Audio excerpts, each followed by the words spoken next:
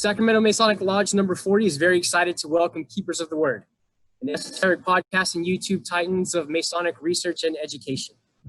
Tonight's topic is about the legendary King Solomon.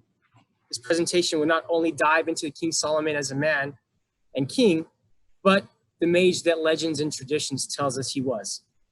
Keepers of the Word, welcome, my brothers. How's everyone doing tonight? Excellent. Excellent. It's been a weird week with the color of the sky and the ashes falling like snow. It's crazy, right?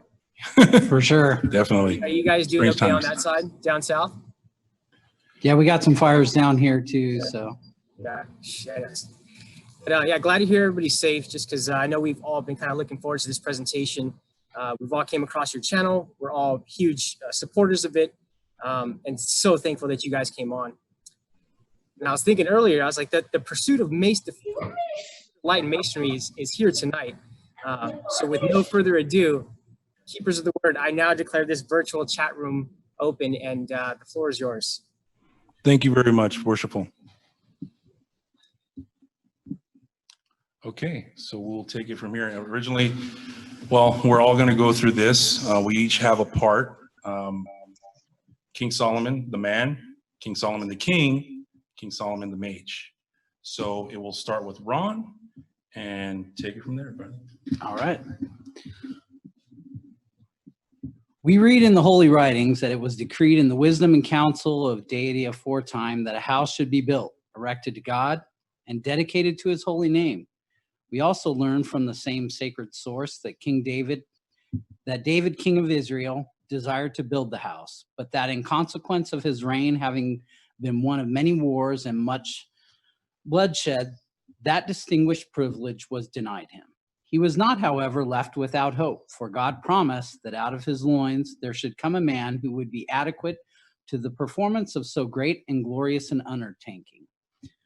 That promise was verified in the person and character of Solomon, his son, who ascended the throne, and after David was gathered to his fathers, wielded the scepter over Israel at a time when, as the great Jewish historian Josephus informs us, peace and tranquility pervaded the world and all eyes seemed directed toward Jerusalem, as if to witness the splendid display of the wisdom of Solomon. I'm sure many of you are familiar with this passage of writing. However, who was Solomon the man? We shall go into some details about that now. Solomon was born in Jerusalem, the second-born child of David and his wife Bathsheba. The biblical narrative shows that Solomon served as a peace offering between God and David. Due to his adulterous relationship with Bathsheba, Solomon was born after David was forgiven for his adulterous relationship with Bathsheba. It is this reason why his name, which means peace, was chosen.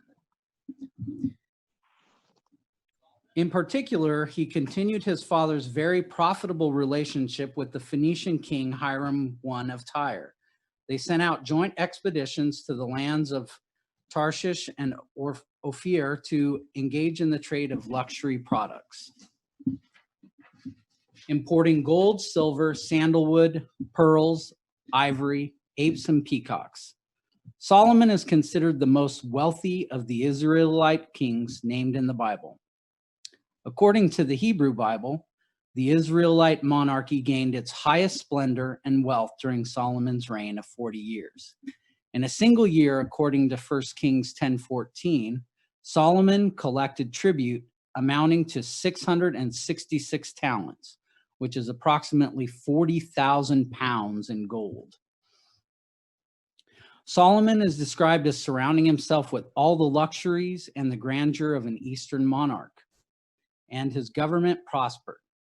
His entering into the alliance with Hiram I in many ways greatly assisted him in his numerous undertakings. King Solomon was also famous for his international relationships, forming alliances with other nearby powerful nations such as Egypt, Moab, Tyre, and Arabia, etc. King Solomon is credited in the Hebrew scripture as sponsoring, planning, funding, and executing the building of the temple to house the Ark of the Covenant, per the wishes of his father, King David, and God. The building of the temple is recorded in 1 Kings and 2 Chronicles. With the groundbreaking beginning in the 4th year of Solomon's reign, and construction was completed 7 years later with an ostentatious dedication. In a 7-day celebration, Solomon sacrificed 22,000 oxen and 120,000 sheep to celebrate the temple's completion and God's willingness to dwell among them. Therein, the architectural design of the temple was modeled after the tabernacle that had housed the Ark of the Covenant for decades, if not centuries. Quite lavish, it was double the size and built mainly from stone with cedar paneling to hide all masonry, which was overlaid with gold. The inside of the temple was decorated with elaborate carvings, gourds and open flowers, golden lampstands, an altar of incense, also called the golden altar, and 2 bronze pillars, among other embellishments, in a less advanced architectural age. At over 100 feet long by 40 feet wide by 60 feet high, with outer doors of ivory, the first temple must have seemed an impossibility, a miraculous achievement for most visiting Israelites. According to the Hebrew scriptures, after the temple was completed, Solomon had the Ark of the Covenant finally moved from the tent that King David had made for its place and placed in its specialized chamber on the most western end of the temple, called the Holy of Holies.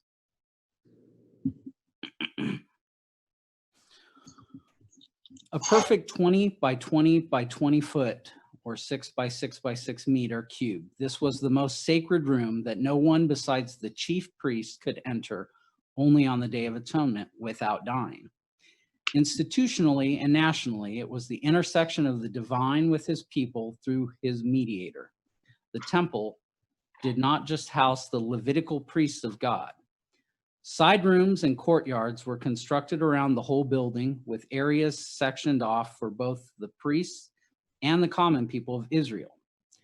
Being a builder, King Solomon also engaged in other construction projects, such as his personal palace, the Palace of the Forest of Lebanon, the Hall of Pillars, and the Hall of Justice. Yet Solomon did not restrict his projects to Jerusalem alone. Okay, go ahead. No. Go He ahead. also built several cities. He commissioned fleets of ships and built numerous harbors to accommodate the bounty of the trade routes, and he constructed stables to house his thousands of horses and chariots. It is even possible that he helped erect or finance with plunder from the temple by the Assyrians or Babylonians the famous Hanging Gardens, one of the legendary 7 wonders of the world. King Solomon is also credited Oh, that was for great. contributing That was several a touchdown. and literary works to Hebrew scripture, including the book of Proverbs, the Songs of Songs, and Ecclesiastes, as well as traditionally penning some extra biblical works, including musical songs, poetry, histories, and scientific works in botany and zoology, although no extant writings have been discovered currently. Under Solomon, Israel's golden age produced most of the works that were eventually gathered together into the writings or Ketubim section of the Hebrew scripture. Also, although theology is a component of Solomon's writings, the wisdom genre, also seen in Egyptian and Akkadian literature, focuses more on areas outside of theology, providing advice on created world, relationships, practical matters, and assorted personal topics or challenges. Thus, Proverbs deals with the art of living, with how to make intelligent choices for one's future well-being. The Song of Songs, or Songs of Solomon, is a romantic poem that presents the ultimate union between the bride and the bridegroom, focusing on themes of love, wisdom, beauty, power, desire, sex, loyalty, etc. The book of Ecclesiastes is a royal testament that includes personal reflections, meditations, and instructions on the meaning and purposes of life, alluding to several aspects that would have been relevant to Solomon's own personal experiences: wisdom, futility, riches, servants, hedonism, productivity, and humble self-realization. Although Solomon was the original sage for many of his proverbs, he also searched his kingdom and empire for other writings and ideas of erudite men and included them in his compilations. Outside of the Hebrew scriptures, writings also exist that are attributed to King Solomon. In the Pseudepigrapha, the Testament of Solomon is a 3rd century Common Era book that syncretizes magic, astrology, and demonology to discuss the construction of the temple, among other subtopics. In the Apocrypha, the Wisdom of Solomon is a deuterocanonical collection of wisdom sayings attributed to King Solomon, based on chapters 9, verses 7 through 8. All the Muratorian fragments suggest that it was, quote, written by friends of Solomon in his honor, unquote. That's what I got. What do you got on the king there, Mike? The king, and it kind of traverses between those two paths. So the conventional dates of Solomon's reign are about 970 to 931 BCE. Solomon was not the oldest of King David. King David promised Bathsheba that Solomon would be the next king. David's elder son, Adonijah, declared himself king. David ordered his servants to bring Solomon to Gihon Spring, where the priest anointed him while David was still alive. Solomon then inherited a considerable empire from his father, but immediately faced opposition by 2 of King David's closest advisors. Job and Abiathar both sided with Adonijah. Adonijah came to Solomon and requested the king's servant as a wife. Solomon saw this as a veiled threat to take over the kingdom, and which supported King David's request to have Adonijah and Job killed. Now, a little backstory to that. Why he requested the servant as a wife. Apparently at that time, David was really sick, and he was always covered in cloth because he could never be warm. So they recommended that he had a young virgin keep him warm all the time. That was his servant. And by taking away a servant, you were pretty much leaving him to die. So Solomon took this as great disrespect, and then you know what happens next. Solomon thus overcame the last potential threats to his kingdom. He then appointed his friends to key military, government, and religious positions. Solomon accumulated enormous wealth. He controlled the entire west region of the Euphrates and had peace on his borders. Kings One state he owned 12,000 horses with horsemen and 14,000 chariots. Solomon strengthened his kingdom through marital alliances. Kings One also states that Solomon had 700 wives and 300 concubines. And we're having trouble keeping one happy. His empire was divided into 12 districts, with Judah having its own political unit while enjoying certain privileges. Solomon, being very young and appointed as king, soon became known for his wisdom. The first and most famous incident of his cleverness as a judge was when 2 women came to his court with a baby and both claimed they were the mother. Solomon threatened to split the baby in half. One woman was prepared to accept the decision, but the other begged to give the live baby to the other woman. Solomon then knew that woman was the mother. And I tried to find information regarding what happened to the woman who lied, and I couldn't find anything. So you can just imagine those times there was some hell to pay. In other lore, I found that Michael the archangel came down to Solomon and gave him a ring to command an army of demons and jinn to perform work at the temple. Now, people thought, I thought that demon and jinn were the same. They're not. They're completely different. So he had, in the Quran is saying that he had prevalence over wind. And this is from the Quran. The prophet Solomon inherited many virtues from his illustrious father. He was endowed with special gifts. Wind was made subservient to him, and he had a long journey in a twinkle of an eye. And what they meant by that is what would take a month to sail out, he did it in an evening. And to sail back, he did it in the morning. The prophet Solomon was gifted with the knowledge of understanding the speech of birds, animals, and insects, and he was also capable to talk to them. Now I'm referring to the Surah on 34 of the Saba, and then we're still in the Quran. And we made the wind subservient to Solomon, which made a month's journey in the morning and a month's journey in the evening. And we made a fountain of molten copper to flow out for him. And the jinn there were those who worked before him by the command of his Lord. Whoever turned aside from our command from among them, we made him taste the punishment of burning. So since Solomon had prevalence over the wind were generally, the jinn were actually elemental of the wind. So he had control over them. And they were, in some other lore, it was saying that he had them create certain parts of the temple, which no man could create. They were just too big of an undertaking. Let's see. They made for him what he pleased of fortress and images and bowls large as watering troughs and cooking pots that will not move from their place. And very few of my servants are grateful. One of the most famous visits of Solomon was the Queen of Sheba, who came from southern Arabia, modern-day Yemen, known for being rich in frankincense, gold, and myrrh. Gave these gifts to Solomon amongst many other gifts. Those three treasures were the exact same gifts that were given at the birth of Christ.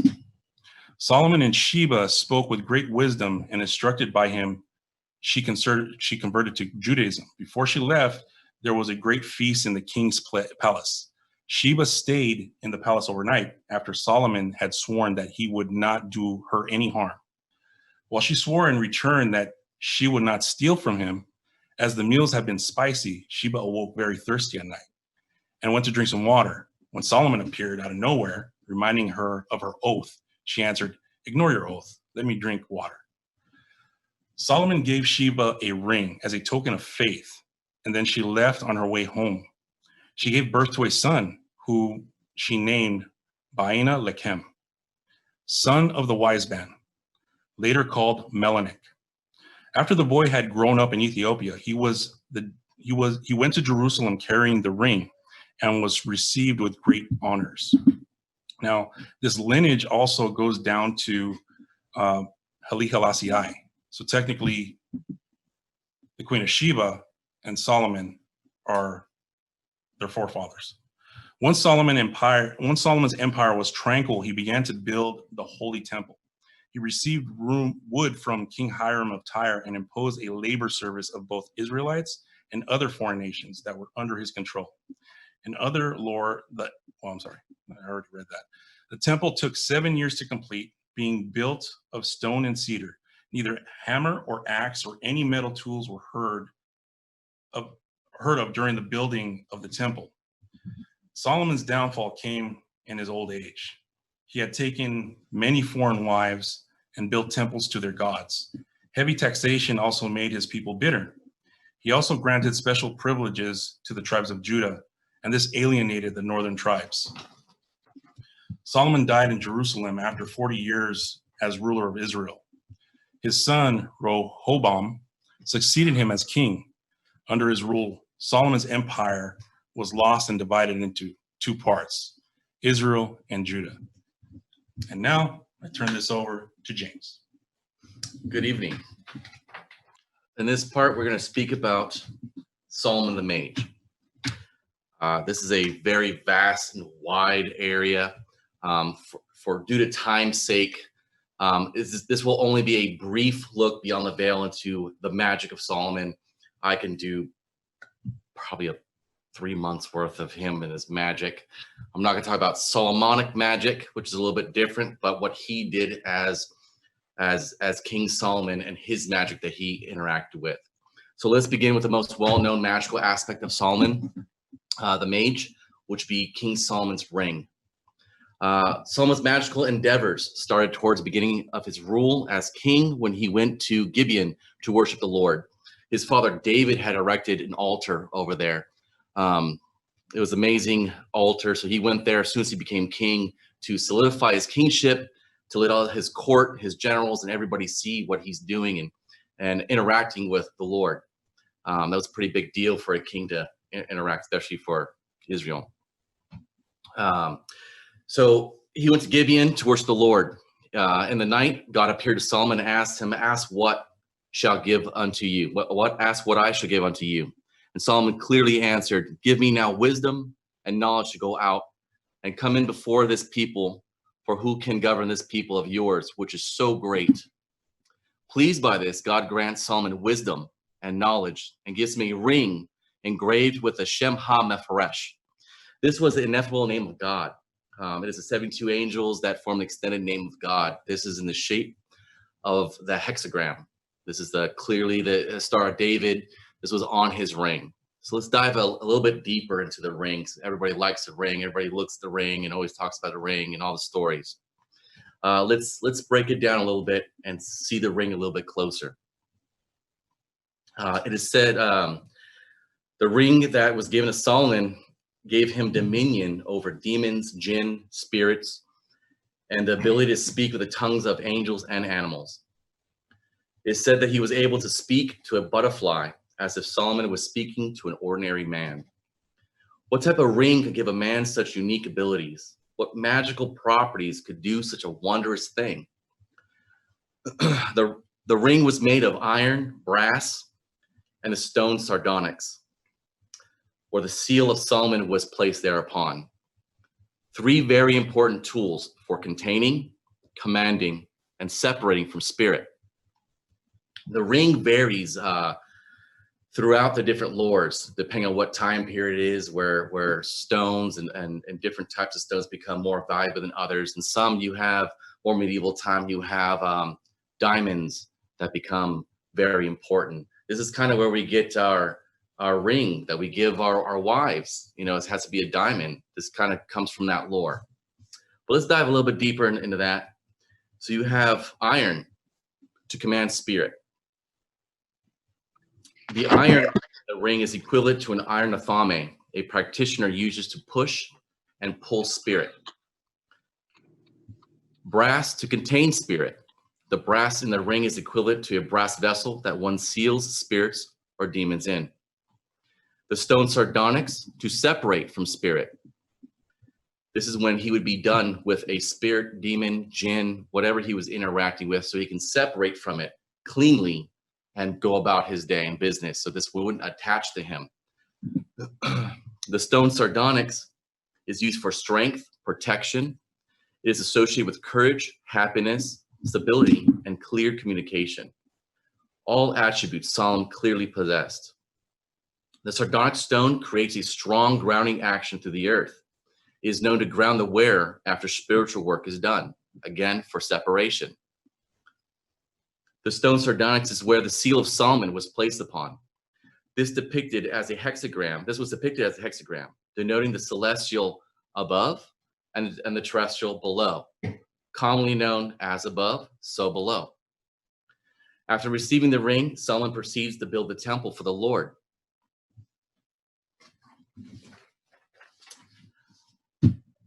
Due to the time that I have, I cannot go into details about Solomon's temple. That's another year's worth of stuff for attributes, dimensions, properties, and functions, and how it was physically built with no sound of hammer, axe, or metal tools during the building of the temple. But I can go into, he did command jinn. He did have demons. He did actually have angels come down and check out what he was doing. He did use books like the Zohar and stuff like that, or the Book of Radiance that Adam had, that Noah had to build the ark. These are all attributes and things you find in other stories. Clearly, you can find very clear detail in the Testament of Solomon, which I highly recommend any one of you guys want to read. Definitely read that. Let's see what else. He had a ton of battles back and forth with demons that try to outdo him, trick him, and do things like that. One of his most famous back and forth battles is with Asmodeus. He did many back and forths with him. It's almost like, why would you even give this guy another shot? At one point, Asmodeus asked him to come closer and let me see the ring. And he takes the ring and he swallows it. Says, what are you gonna do now, man? I have your ring. And he actually is able to escape and is found later by a fisherman. The ring is found later by a fisherman in the ocean. I think at this point, going into every single thing that he did, from the Testament of Solomon, Wisdom of Solomon, Songs of Solomon, to the Bible, to extra books that wouldn't be in the Bible, like you have Agrippa, you have all the occult books that are written. You know, on Amazon alone, there's over 3,000 books that talk about this. It's something I cannot touch upon in 15 minutes. But I would love to, at this point, open up questions and answers that they would have for all three of us to get a little bit more specific on that. All right.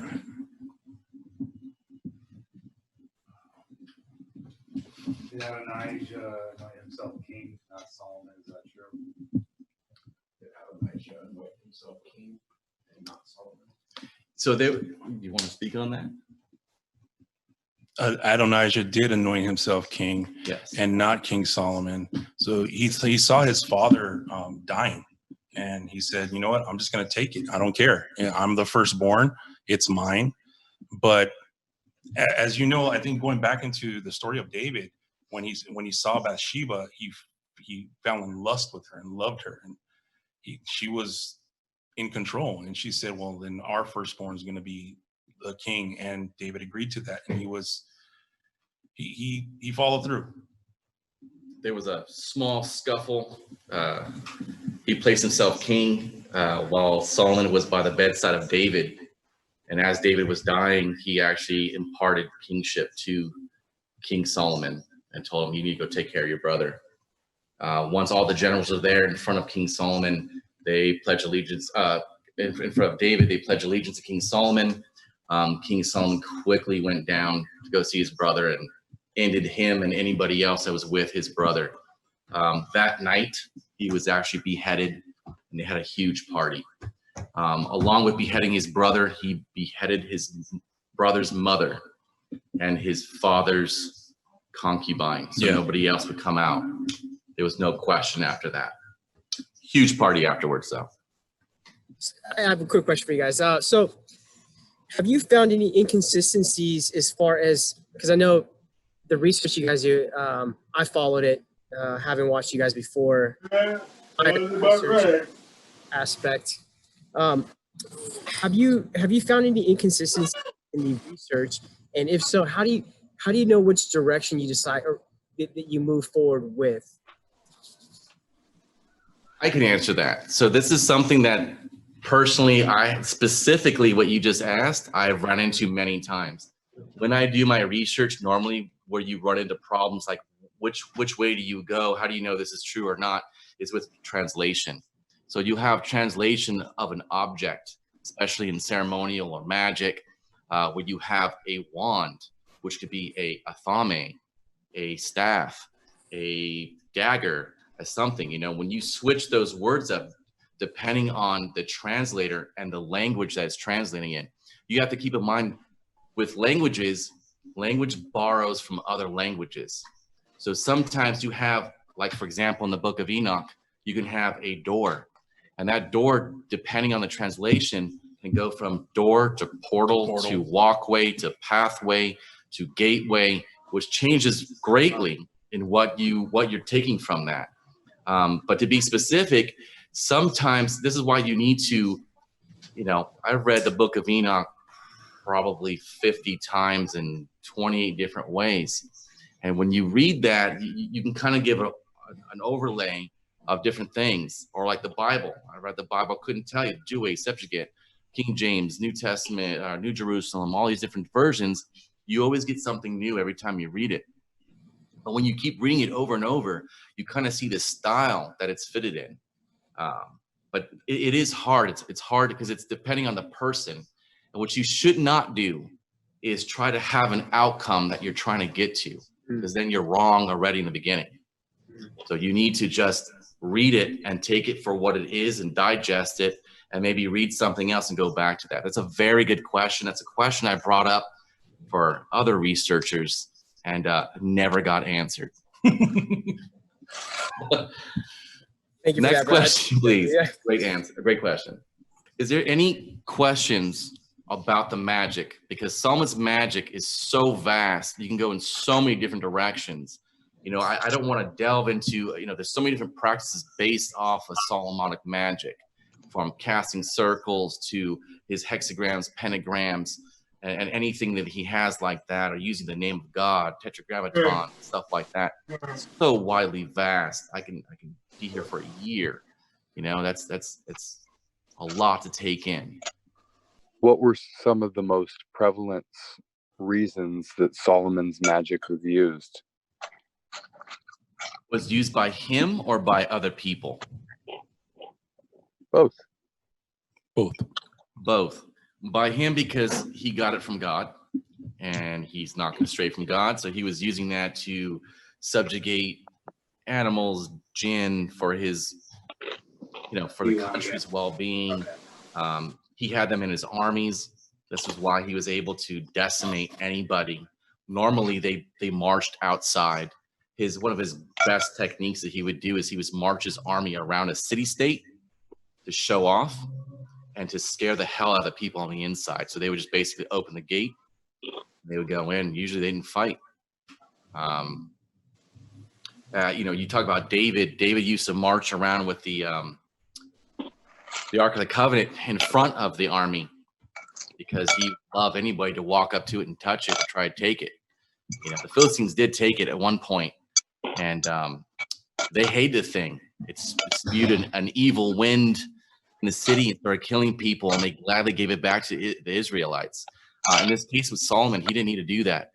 He had his ring that would command an army of jinn. You know, these jinn were not just like a demon humanoid. You know, they definitely looked different. They had different attributes. Some had wings, some had claws, some would breathe fire, some were elementals, like Mike was saying, some would ride on the wind, breathe the wind. During the making of the temple, he would attribute certain jinn or demons to do certain things. One had big claws. They would cut the timber of Lebanon. Some would lift stones, you know, stuff like that. So everybody thinks that, you know, the Solomon's temple was all magical. Pretty much it was like a Lego system. It was built somewhere else. It was taken apart. It was numbered. So when they went to Israel, when they built it, they just pieced it back together, literally a Lego set following instructions. Now, why would somebody use Solomonic magic, like myself? You know, everybody has a different reason So for there's that. intent, but The intent is the biggest thing. If you intend to do it because you want to make money and make yourself rich, great luck. Let me know if it works out. You know, if you use it to empower yourself, to expand the self, you know, people use Solomonic magic because they want to go and they want to contact something, you know. I believe personally Solomonic magic is to see within oneself and to see the extent of oneself. How far can you go within? And the boundary of that is to circumnavigate oneself through the circle of the casting. You have the practitioner in the inside, and you're supposed to only practice magic or grasp from within the circle. If you grasp without from the out of the circle, you're no longer protected, but really you are the light. You are the battery when you're doing this. Most people don't understand this. They want to pick up a book and they want to read and say, I'm just going to say these magic words, and the words are magic. No, we are magic. You know, when the Lord breathed life into us, we took his breath into our nostrils and breathed it. So when it says the word of God, we are the word of God. We are literally speaking, and when we speak words are magic, and they are powered from us. This is a lot of things people don't realize. They want to find magic in everything else. No, these are instructions on how to expand yourself from the inside to become at a higher level, basically.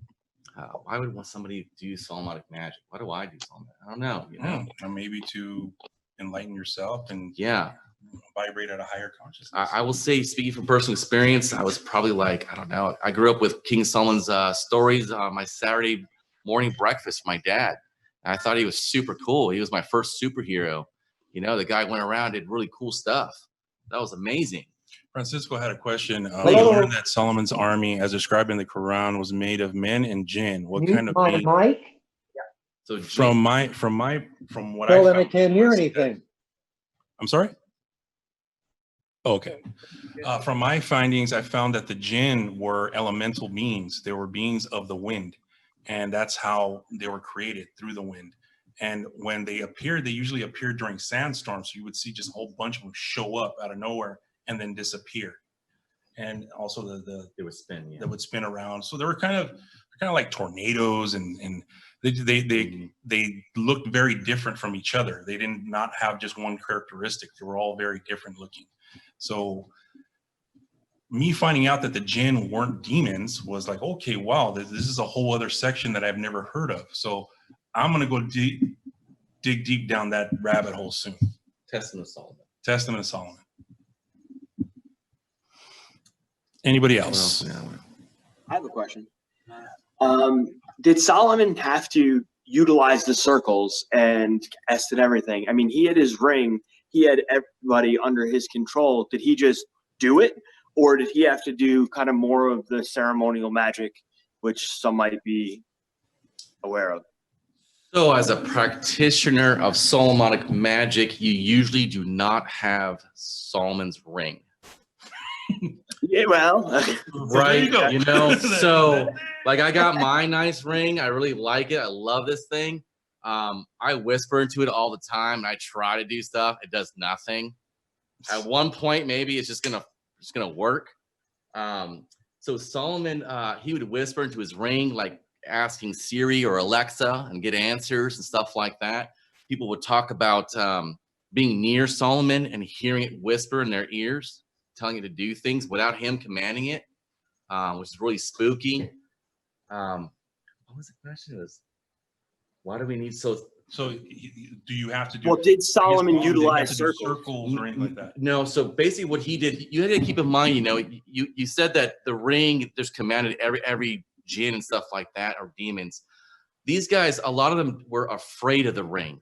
They didn't like the ring. They didn't want to be around it. They didn't want to do it. So when he would show up, they were, hey man, how's it going? Absolutely, I'll do it. And when he left, you know, they would mumble with their breath and stuff like that. They didn't want to be there. They were subjugated. You know, there were ones that were there and wanted to be part of it because it was a huge movement at that time.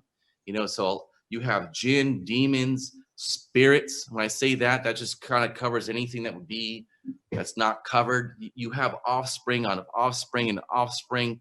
This we get from fallen, you know, starting from fallen angels to Nephilim to their children and their children and their children. So when you have this huge lineage, you know, you have animals and creatures that Adam had, you know, that people don't speak about. You know, they say, oh, Adam only had children. No, he had offspring that were also demons. That they fall in the category of demons that are out there in the world, you know, that most people don't know about, they don't come across as frequently. But they were subjugated. So he used the ring as a tool, a weapon. He used it for many different things. He also, what most people don't realize, he had to use it in a way to separate himself from binding himself to a spirit. He used it as a chain with Asmodeus. He imprisoned him. He says, you know what? You screwed up again, man. You didn't listen to what I'm doing. You fled. You left me again. He would jump on his little magic carpet you hear sometimes people talk about, you know, flying around, and he would go to Asmodeus and whoop him into submission and bring him back. And you'd hear Asmodeus, this big bad guy, you know, whimper, cry, please let me out. So you sometimes you have this Solomonic circle used mainly for protection because you're on the inside. I will say one thing about Solomonic magic or any magic. The first thing you want to do is defense and protection.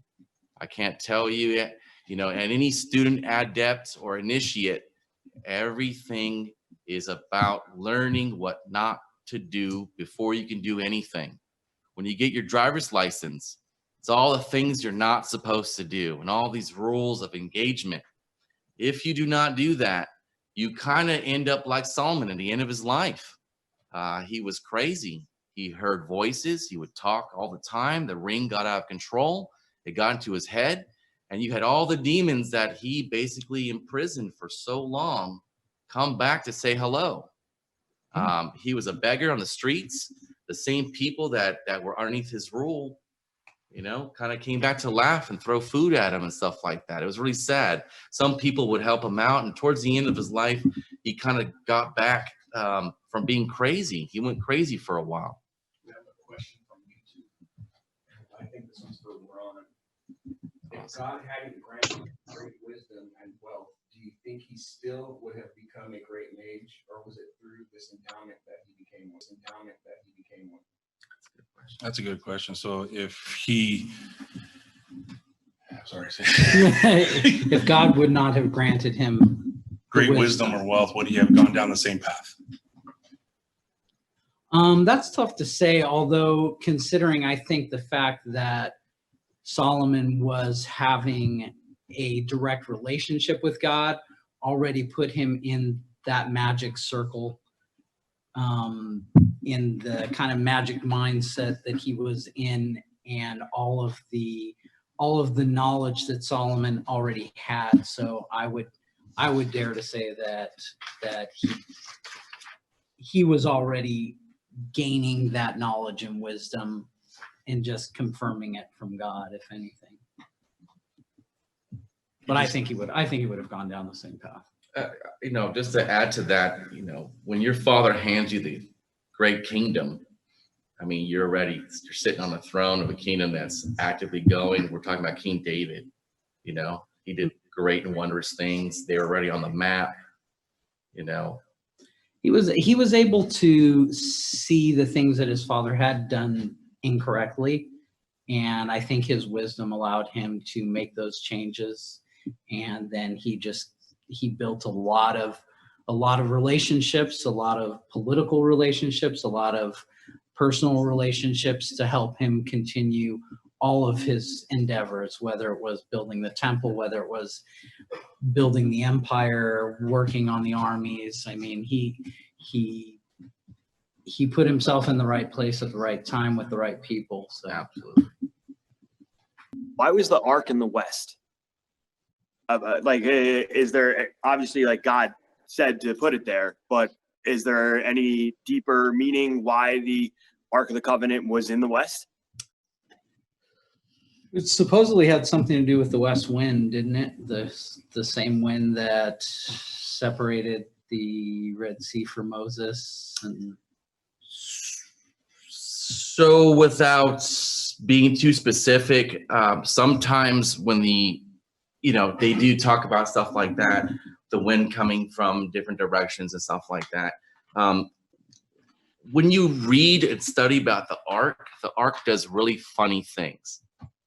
The ark was basically a battery. It had a lot of energy in it. When it would face certain directions or engage, let me see, how can I put this specifically without, when it would face certain directions or come across certain things or properties, it would vibrate at certain frequencies. Certain frequencies, you couldn't touch it, you couldn't move it. The thing was a weapon. If you read about the priests that would actually carry it and touch it and pick it up to move it, their garb that they wore was 100,000% just to protect them from the ark. You have an instance where they come across a herd. I forget if it was cows or sheep. I think it was cows that just came across. They were marching in front of the army, and the cows knocked it over. They just came across. They didn't see the cows really. I think it was Aaron's brother that did not have the garb, that was walking just outside the circle of priests. He put his hands on it to make sure it didn't fall. Him and the cow that touched it disintegrated. So, just by touching it. So the Ark of the Covenant sitting in the west, it was an area that was not interacting with, I don't want to say ley lines, but certain things and energies that was the least impactful upon it. You got to keep in mind the ark literally was melting the stone that it was sitting on. That's why there's an imprint. You have a lot of different stories that talk about the imprint where the ark actually sat. It was melting the stone as it sat there over the duration that it was there. So everything's very specific on why it needs to be there. It's literally an instruction manual of not to blow up, melt, or disintegrate something that it came in contact with. Good question. Most people don't even know that. Really good question. Any more questions? It's really good. All right, guys. Well, we want to say thank you. Paul, thank you for reaching out. I appreciate it. For all the guys at Sacramento 40, we appreciate doing this. This was great. We hope we brought something to the table that gave you some enjoyment and some knowledge, and we look forward to doing more. Yeah, we're on Instagram, YouTube, Anchor, Apple Podcast, Spotify. If you go to Linktree on our Instagram, you can find all of our links there. We are working on our website right now. We're rebuilding it, keepersoftheword.net. You could go straight to our YouTube from there. But we're on all social media, so go ahead and give us a follow. You can also follow us individually too. We all post stuff. We all post stuff. We're there. I have a Red Dragon _777 on Instagram. On Facebook, which you're probably all on there, Michael Quintal. It's just a plain old Michael Quintal. And this is my buddy Cowboy Jesus. And we have Kazak Listener right here. And again, thank you guys very much. Thank you. Yes, thank you so much for that. Keepers of the Word, it's been a pleasure and an honor talking tonight and just listening to your guys' research. Thank you. Fascinating information. I'd like to thank everybody else for joining us tonight. Very worshipful sirs, dear brothers of ours from not just California, but we have a visiting brother from New York who's online as well, who is kind of going and asking about the West, the ark in the West earlier. So thank you for coming on tonight, Jonathan. It's nice to see you, worshipful. So again, make sure that everybody subscribes to Keepers of the Word's YouTube page. It's at least where I follow you guys from. And following us on all of our social media sources. And Brother Green has been doing an excellent job at promoting our brand out there. So thank you for that, Brother Green. And as a tradition for Sacramento 40, before we end, may the blessings of heaven rest upon us and all regular Masons. May brotherly love prevail and every moral and social virtue cement us. Amen. So mote it be. Thank you, brothers. See you guys soon. Thank you, guys. Have a good one.